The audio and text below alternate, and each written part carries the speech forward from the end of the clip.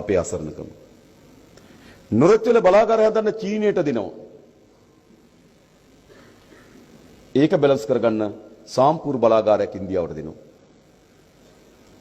මාතර ඉඳන් බෙලියත්තට රේල් පාර හදන්න චීනයට දෙනවා. ඒක බැලන්ස් කරගන්න ඕමාන්තේ ඉඳන් කංගසඳුරේටයි මැදවච්චින තලෙමන්නාරමට රේල් පාර හදන්න ඉන්දියාවට දෙනවා. මොකද්ද අපිට වෙලා තියෙන අපේ ආමර? වික්‍රමසිංහ ගියා ඉන්දියාවට. ඉන්දියාවත් එක්ක යම් අවබෝධතා ගිවිසුමක් එකඟතා ගිවිසුමකට එළඹුණා. රනිල් වික්‍රමසිංහ පහුගියදා ගොස් අත්සන් කරපු ගිවිසුම මොකද්ද? ඉන්දියාව සමග විදුලි රැහැන් පද්ධතිය සම්බන්ධ වූ රටක්, ඉන්දියාව සමග තෙල් සහ ගෑස් නල පද්ධතියෙන් සම්බන්ධ වූ රටක්, ඉන්දියාව සමග මුදල් ඒකකයෙන් සම්බන්ධ වූ රටක්, ඉන්දියාව සමග සංස්කෘතිය මෙලෙස සම්බන්ධ වූ ජනතාවක්, ඉන්දියාව සමග ගුවනින් ගොඩබිමින් මුහුදෙන් සම්බන්ධ වූ රටක්.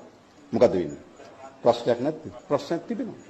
අපි ඕනෑම රටක් එක්ක ගනුදෙනු කරන්න ඕන කුමක් මතද?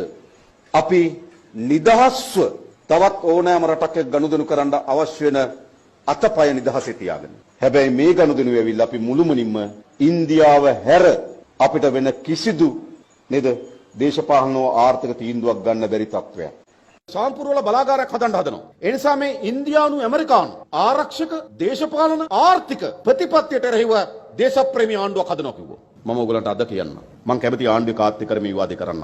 මේ ආණ්ඩුව ගෙනාවෙම ඇමරිකාව සහ ඉන්දියාව. බලවත් රාජ්‍යයන් අපේ රට ඉතාමත් අහිතකර ගිවිසුම් අත්සන් කරමින් අපේ රටේ ජාතික සම්පත් පවර ගනිමින් ඉතා විනාශකාරී ප්‍රතිපත්තියක් අපේ රටේ ගොඩනගපු ආණ්ඩුව හරහා ක්‍රියාත්මක වෙමින් තිබෙනවා. අපේ ජාතික උරුමයන් ආරක්ෂා කරන්න, අපේ ජාතික සම්පත් ආරක්ෂා කරන්න, අහිතකර වෙළඳ ගිවිසුම් වලට යන්නේ නැතුව ඉන්න, අහිතකර ආරක්ෂා ගිවිසුම් අත්සන් කරන්නේ නැති නවපන්නේ දේශප්‍රේමී ආණ්ඩුවක් ඕන.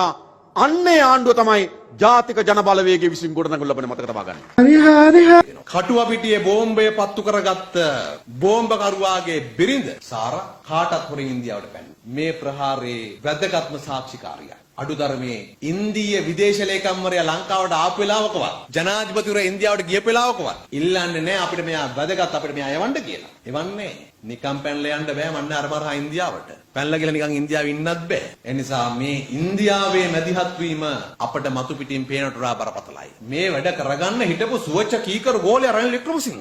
රනිල් ඒකෙදි පණමදි. රනිල් ඒකෙදි දුර්වලයි. රනිල්ට ජනවරම නැහැ. චීනය මේ පැත්තෙන් වේගෙන් එනවා කලාපයේ ආධිපත්‍ය පතුරවාගෙන. අන්න එතකොට තමයි Tamanට මේක වේගෙන් කරගන්න පුළුවන් කෙනෙක්ව ගෙනල්ලා කුටුවේ වාඩි කරන්න. මේ චිත්‍රය තව ඉස්සරහට පැහැදිලි වෙයි.